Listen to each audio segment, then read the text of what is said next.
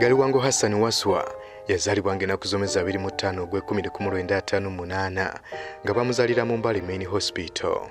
Ono mutabani w'omugenzi Haji Muhammad Galiwango n'omugenzi Hajati Zamu Nantume. Yakulira mu Dokosero ne Matala Ward mu Mbale District era nga gyawangalidde obulamu bwe bwonna. Emisomo gye mu 1960 yagitandikira mu Kaningima Primary School mu Kadokolone kakati wayitibwa Butebo District.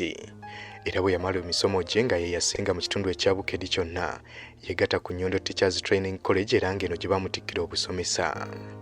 Emisomo gye gya O-level yagisomera ku Kabwanga SS ate A-level ne yegatta ku Masaba SS era ng'ono y'omu ku bayizi abaasooka okusomera mu ssettendekero wa Islamic University in Uganda bwe yaggulwawo mu 1988. Mu IUIU ono yafuna degree mu busomesa era mangu ddala n'addayo n'asoma masters mu public administration mu university y'emu era nga wano yafuna first class degree. Mu 2005 ono yegatta ku Nelson Mandela Metropolitan University mu South Africa okusoma PhD mu public administration era nga yagimaliriza mu 2007. Hassan Galiwango yaliko omusomesa era ng'obusomesa bwa primary yabutandikira ku Namatala Primary School mwaka gwa 1978. Ono yalondebwa okubeera inspector w'amasomero mu district y'e Kapchorwa mu myaka egy'ekinaana. Oluvannyuma yayongezebwa eddaala n'afuuka akulira ebyenjigiriza mu district y'e Kapchorwa era mu kiseera kye kimu. Olwavaawo ono yegatta ku MICA Institute ng'omusomesa paka myaka gy'ekyenda nga giggwako. Mu 1993 ono yatandikawo essomero lya Mbale Progressive Academy nga kakatiri eryafuuka Mbale Progressive Secondary School era nga wetwogerera ge gamu ku masomero agakola obulungi mu disitulikiti. Ng'ennaku z'omwezi lumu omwezi ogwokubiri 2007 ono yafuuka lecturer ku ssettendekero wa Islamic University in Uganda mu faculty ya management mu department ya public administration. Olwo mwezi ogw'omunaana mu 2008 yafuuka omukulu wa department ya public administration. Mwaka gwe gumu ono yalondebwa nga intern examiner w'abayizi ba masters abakola public administration. Wakati wa 2011 ne 2017 ono yali asomesa abayizi abasoma masters mu public administration. Wabula ate mu 2008-2015 ono yali era musomesa wa public administration ku International University of East Africa. Ebyobufuzi Hassan Galiwango Waswa yabitandika mu mwaka gwa 1996 era nga ye yali ssentebe wa RSA yokusatu mu Industrial Division. Oluvannyuma ono yalondebwa ku bwa RDC ow'Embale mu 1994 kyokka oluvannyuma yakyusibwa n'aggyibwa Embale n'atwalibwa e Ssembabule gye yaggyibwa n'atwalibwa e Masindi wakati wa 2002 ne 2005.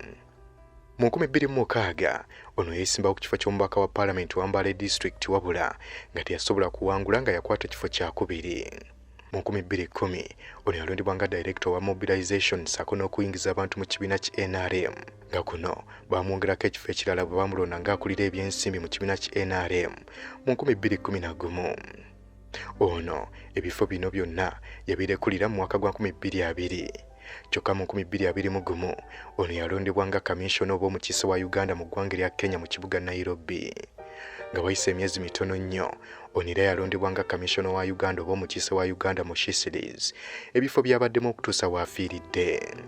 Mu 1979 ono y'omu ku baatandikawo Mbale Islamic Youth Club era nga yaweerezaamu nga General Secretary. Wakati wa 1979 ne 2021 ono ye yali chairman wa Mbale Heroes Football Club era mu kiseera kye kimu ono n'alondebwa ng'omuwanika w'ekibiina ekifuga omupiira mu ggwanga ekya FUFA. Ono era ye yatandikawo Galiwango Foundation geno ekoze emirimu mingi nnyo okuyamba abantu ba bulijjo emyaka egiwera si mu kitundu kya Bugisu wokka wabula n'ebitundu ebyetooloddewo. Era ekitongole ekyo kino kibadde kizimba emizikiti okuyamba abaavu ssaako n'abali mu bwetaavu n'okubeera nga jjanjaba abantu abatali bamu era nga abazadde bangi mu kitundu kino basomesezza abayizi baabwe mu ssomero ly'omugenzi ku bwereere. Dr. Galiwango embeera ye ey'obulamu yatandika okubeera ng'eyonooneka mu 2011 ono bwe yasangibwa ne ssukaali ssaako n'endwadde z'omutima.